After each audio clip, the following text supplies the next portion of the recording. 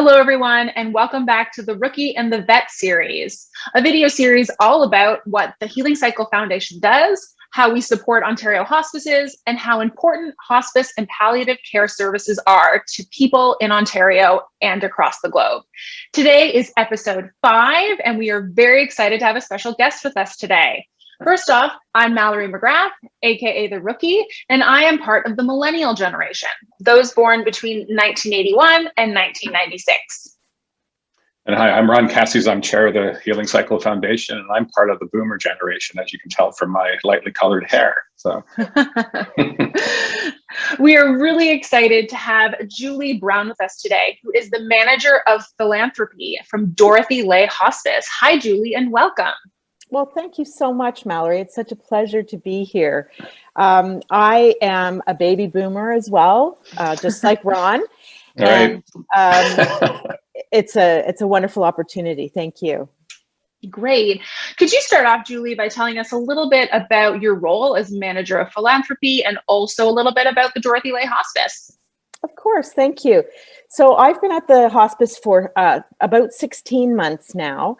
But it's a funny story. It's like I've come home, because when I graduated from the Humber program of fundraising and volunteer management 20 years ago, I did my first internship at the Dorothy Ley Hospice. So it's full circle for me, and it's nice. Such a wonderful place. That's great.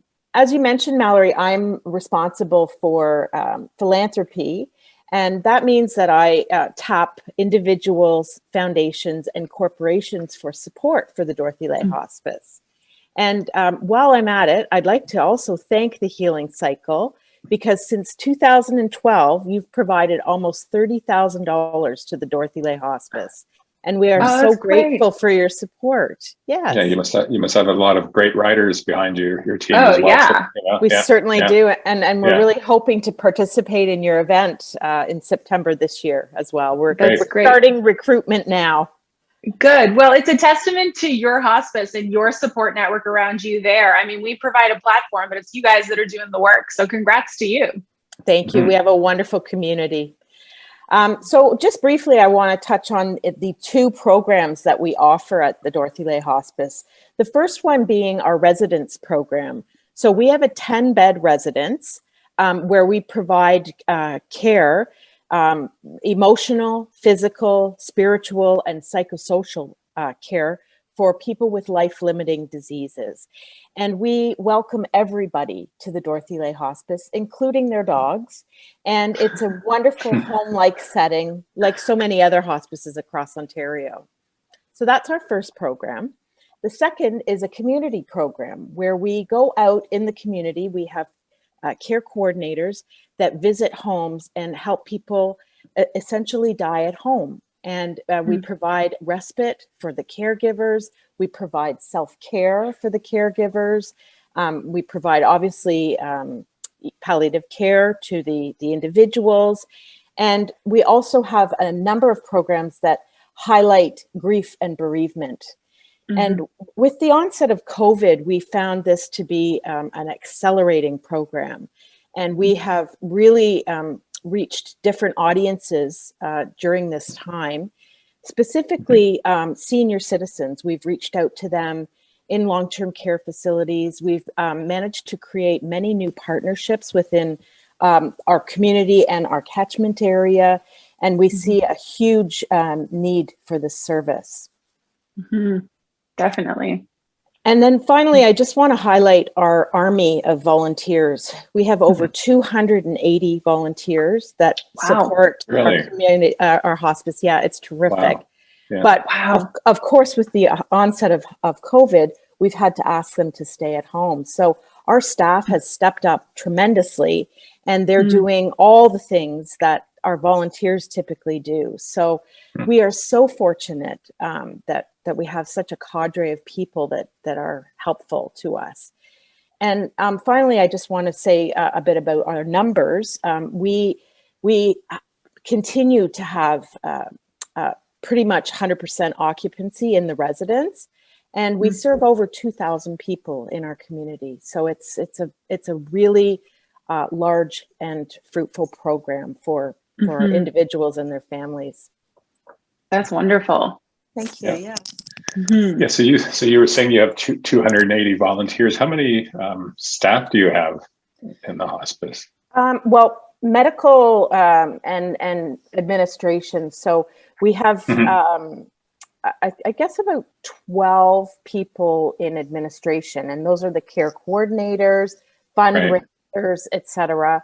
And then medical staff, we have 12 palliative care doctors that go out in the community. And then the medical staff, the RNs and the PSWs, I think we have maybe 12. I'm not really certain about the number there, Ron, but they have been extraordinary during this COVID pandemic, and really are running on steam now. Well, they must be, because if you have 280 people that generally come in and help, and all of a sudden you've just mentioned, I think, about 36 people that are doing what that army did. Yeah. It's been phenomenal. Maybe you can get all the 280 people to ride in September. That would be. Wouldn't that be wonderful? Yeah, that would be pretty awesome. So, yeah. Well, with communities giving back like that, it's really, I find it's really important. And, that's a good question, Mallory. I think we could ask at future calls with different hospices as well, too, because you don't realize the number of people behind that. That's right. And to me, the community is important. And this month it's called Leave a Legacy Month, which I guess the communities can help in that. And I guess people that go through the hospice can really help with that. And would you mind explaining a little bit what Leave a Legacy Month is all about to us? Sure, Ron. Thank you. I'd like to start with estate planning, because everybody knows what an estate is. But that's sort of the more dry procedural aspect of leaving a legacy. And legacy giving takes it one step further. It looks at the individual, it looks at their values, their family history, their connection to the charity. And it's a way of somebody leaving a legacy to a charity and continuing their great work, because typically they are donors already. So it's a wonderful way to continue your support after you've passed. Yeah. I'd also like to, if I may, I'd like to suggest to people about considering leaving a will, how you would go about it, if that's okay. Yeah, definitely explain that, because I think there's a lot of ignorance around how they go about doing so and what sort of information they'd need to provide to their drafting lawyer. Absolutely. Yeah, this is good. I'm actually a financial advisor in real life, and that's one of the questions I always ask my clients is your will up to date? Do you have powers of attorneys? And a lot aren't up to date. It's quite surprising. So this will be a good message that you can share with us. Oh, for sure. And I'm sure you're aware with your vocation that people are really paying attention now with the pandemic. It's been a huge increase in people making wills and actually considering, putting charities in their wills and stuff. The influx and the stats, I have a few that I can share at the end of the podcast, but it's been incredible, the response to making a will. So the first step in really leaving a legacy is making the decision to leave a charity in your will. And what the thought process is do you want to leave a lump sum, or do you want to leave a percentage of your will? So that would be the first step. The second step, typically, I suggest that they go on the website of the charity, because that's where all the information is found, financial programs, etc., and really figure out what impact they want to make. It's possible to designate, but charities prefer to have undesignated funds because then they can use it for their highest priority needs. It's also prudent to speak to a philanthropy advisor or a fundraiser, because they can actually educate you a little bit more on the impact that you can make by leaving a gift to charity. And then, Mallory, as you mentioned, it's a good idea to have the lawyer that provided you the will to add a codicil or add a paragraph into the will, and they will often draft that for free. And then I guess the final step is if the person is comfortable about speaking about their will, because it's a difficult topic, really, advising the charity is very, very helpful to the charity, because then they know that that income's coming in someday. It's a future gift. Yeah. And it helps, really, it does help with budgeting and future plans. So that's sort of the 4-step process that I recommend. It sounds like this is such a very important process for people to consider whenever they go to draft their will, and to think about, okay, you know, oh, I've given donations in the past, and why have I given them? Right? Whether it be that someone had passed and they left money, or whether it be that it's an organization that's really important to them on an emotional level, and really think about, is this something that I would like to do? Would I like to leave this? And to go down that path of really, really investigating it. And a lot of times, you know, with clients I work with in my business, I always say, you know, leaving money to your children or your loved ones, you know, it's the same leaving money to a charity. There's an emotional reason you gave money to this kid and to that kid and to that niece and nephew. There's an emotional reason you're giving money to a charity. And to think of it kind of like the same, another kid in your family, right? Another person to leave money to, and do the work and figure out why you're making the choices that you're making. And so it must be so impactful for hospices who receive these very generous gifts. And so, I mean, how do you go about remembering these donors, right? Providing that sort of, not validation, what's the word I want? Just memoriam of what they've done, of what they've given. So we recognize donors at the Dorothy Ley Hospice. Yeah, recognition. There we go. That's the word I wanted. Thank you. That's okay. We are installing a new donor wall, and we have actually gone to the people that have told us that they have put us in their will, and we have a panel that we actually recognize people that have provided this information to us. Now, having said that, often people, because it's such a personal thing, they don't like to talk about it, and they don't like to disclose this information. And that's completely understandable too. They don't want the recognition. But bequests are the ultimate eternal gift. They're the very top of what we call the donor pyramid. And they are the ultimate gift that people give. Typically, it's the largest gift that people donate, and it's very significant because it sort of is a tribute to their life. And as I mentioned before, if it's undesignated, it is incredibly helpful for the charity, because then we can use it for all the highest priority needs. And that's actually something what we do when the hospice teams raise their money. We don't designate where you should use it either as a hospice, which I think is the right thing to do. So, Thank you, Ron. That's a great statement. And so, could you give an example for people watching of how a legacy gift impacted specifically the Dorothy Ley Hospice? Well, we had a generous donor years ago, and what he did was he did an endowment for our nursing staff, and they were able to provide learning opportunities for the nursing staff to attend conferences and whatnot. And while that's designated, it was such an opportunity for our staff, and it's a recognition of their great work. So that's there are various ways to give the money as well. But again, it's also really prudent to talk to somebody at the charity, because then they can explain everything, where their funds go and what the greatest impact would be. Right. Yep. That makes a lot of sense. Yep. Yeah.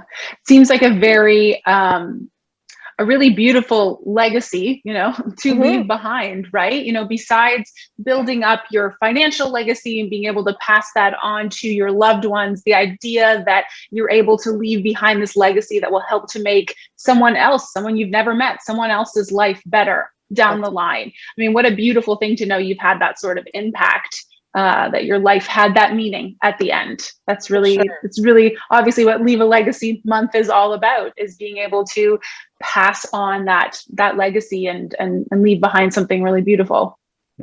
Definitely. And I just have a couple of stats I'd love to share with you. Yeah, please do. So 90% of people will have a will by the time they're 75. So to your point, Ron, hopefully people consider it. And then 5% of people leave a gift to charity. However, statistics show that that is changing as well. Good. Yes, exactly. And things like this help promote and advertise this fact. And 31% are interested in hearing about the difference their bequest would make to the charity. And they're thrilled when they realize that they can also give to the charity, but also provide for their family as well. And I just want to make one plug for the Canadian Association of Gift Planners is a professional association, but it also has a campaign to make people more aware of leaving a legacy. And that is called, it's called Willpower. And they'll be launching it. Yes, it is. And they've sort of recruited across Canada 125 charities, and they'll be coming out with a very public campaign. So hopefully it creates more awareness around this very issue. That's amazing. Wow. We'll definitely have to look into that. Definitely. Yes. Another podcast, perhaps. Sure. I guess so. Yeah. Well, since we're getting so good at these, right? So it's a wonderful story you've shared with us today, Julie. And I can really see the importance of a role like yours has at the hospice. It's not just, there's obviously the care of the doctors and nurses and things like that too, and the volunteers, but your role to basically keep the lights on and keep the place running is very important. So thank you for doing what you do there. And we certainly learned a lot today about that role you have. My pleasure, Ron. Thank you for the opportunity. Thank you so much. Yes, thank you so much, Julie. And I hope that everyone watching takes a minute to really consider charities or not-for-profits in their life that they think it would be important for them to leave a legacy to, and reach out to them, because pretty much every not-for-profit has a Julie, has someone who can give you guidance around this and help you and put you down the path to make those choices, or give you materials to really read and think about the value of the donation that you might want to leave in your will. So take the time to do some research and reach out to charities that you would like to support. And again, Julie, thank you. This was really, really wonderful. My pleasure, Mallory. Thank you. And now it's my turn to do a plug. September is the Healing Cycle Ride month. We're going virtual again this year, and you can register today. Everything's open. We've already started receiving some donations as well, and I look forward to raising even more money than we did last year. Last year we had to sit on the fence for a while because nobody knew where this was going. But this year we've announced it's virtual again, and it's for the whole month. And ride on your own, ride with a team. Mallory and I are actually going to ride with a team in Niagara-on-the-Lake when they have the kind of their team ride one day. So really looking forward to things like that. So again, please sign up and join the ride. Yeah. All right. Thank you, everyone. Thank you, Julie. Everyone have a great rest of their day. You too. Yeah, you too. All right. Bye-bye. See ya. Bye.